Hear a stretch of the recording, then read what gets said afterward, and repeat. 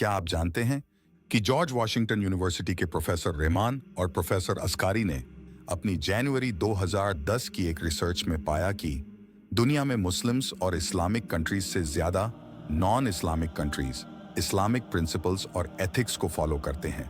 Muslims अपनी नमाज, रोजे और हिजाब इन सभी चीजों को लेकर बहुत केयरफुल रहते हैं और उसे अपनी रूटीन में भी फॉलो करते हैं। लेकिन इस्लाम सिर्फ नमाज पढ़ने या रोजा रखने से पूरा नहीं होता। इस्लाम जीवन जीने का एक तरीका भी सिखाता है, जिसे सबसे ज्यादा न्यूजीलैंड में फॉलो किया जाता है। दूसरे स्थान पर लक्समबर्ग और तीसरे पर आयरलैंड आता है। चौंकाने वाली बात तो यह है कि मलेशिया 38 पोजीशन पर आता है और सऊदी अरब 131वें नंबर पर। रिसर्च के दौरान एक चाइनीज बिजनेसमैन बताते हैं कि मुस्लिम बिजनेसमैन उनके पास 2 नंबर नकली आइटम्स पर किसी फला फेमस कंपनी का लोगो लगाने का ऑर्डर लेकर आते हैं और खाना खाने के लिए वह ये कहकर मना करते हैं कि ये हलाल नहीं है, इसलिए मैं इसे नहीं खाऊंगा। अब आप सोचिए, क्या 2 नंबर नकली सामान बेचना हलाल है?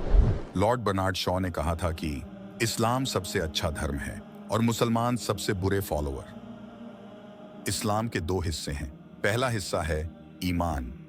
ईमान परवरदिगार पर उसके बंदे का फेथ है। जो चीजें इस्लाम में बताई गई हैं उन्हें फॉलो करना, जैसे नमाज की पाबंदगी करना, और जिन चीजों की इस्लाम में मनाही है उनसे हर हाल में दूर रहना।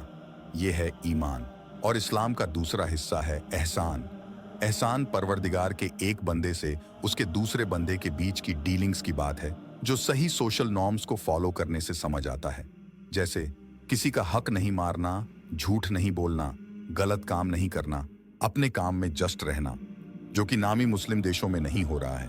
लोग अपनी रोजे, नमाज या यूं कहें कि अपने ईमान के बारे में तो कॉन्शियस हैं और उसे फॉलो भी कर रहे हैं, लेकिन जहां बात समाज में, अपने काम में, लोगों से फाइनेंशियल डीलिंग में किसी दूसरे का हक मारने की आती है, वहां मियाँ भाई बिल्कुल नहीं सोचते।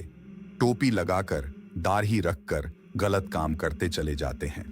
वह ये भी नहीं सोचते कि वो इस अटायर में अपनी पूरी कम्युनिटी को रिप्रेजेंट कर रहे हैं। अगर इस्लाम के दोनों हिस्से साथ में फॉलो नहीं किए जाते हैं तो इस्लाम अधूरा रह जाता है और मुसलमान का जो असल मतलब है, मुसलसल ईमान, वो भी नहीं रह जाता है।